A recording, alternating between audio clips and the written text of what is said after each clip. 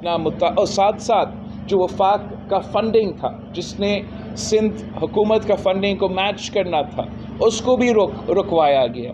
تو میں اس پہ احتجاج بھی کرتا ہوں اور مطالبہ کرتا ہوں الیکشن کمیشن آف پاکستان سے، صوبائی حکومت سے، کہ جو سیلاب متاثرین کے کام ہیں اس کو آپ نہ روکے، وہ جاری ہونا چاہیے۔ جتنا اس میں آپ ڈیلے کروائیں گے اتنا ہمارا خرچہ بڑھے گا، اتنا نقصان ہوگا سیلاب متاثرین کا۔ تو یہ میرا ایک جو سندھ کا سب سے بڑا مسئلہ میں آپ کے سامنے اٹھانا چاہ رہا تھا۔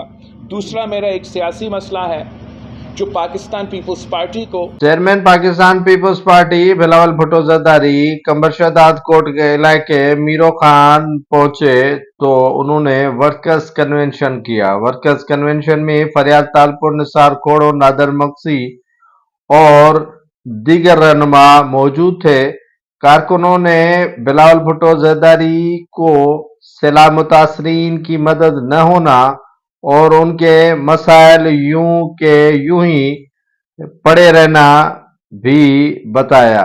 بلاول بھٹو زرداری نے کارکنان پر زور دیا کہ وہ پارٹی کا منشور جو 10 نکاتی پروگرام ایجنڈا میں شامل کیا گیا ہے، عوامی انتخابات کے دوران جلسوں میں یا کارنر میٹنگز میں پیپلز پارٹی کے منشور کا تذکرہ کریں۔ لیکن اس سے پہلے ہی کارکنان پھٹ پڑے کہ سندھ حکومت کی جانب سے جاری کردہ جو پہلے مکانات کے حوالے سے فنڈز ہیں وہ دیے جائیں اور عوام کے جو سیلاب میں متاثر ہیں مکانات جو گر گئے تھے وہ بھی بنا کر دیے جائیں۔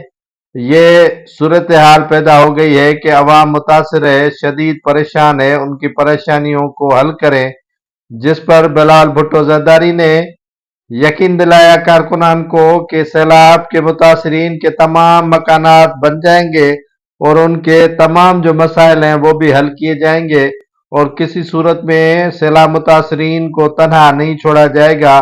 جو فنڈز تھے وہ لیپس کیے گئے ہیں، دوبارہ بحالی کے لیے کام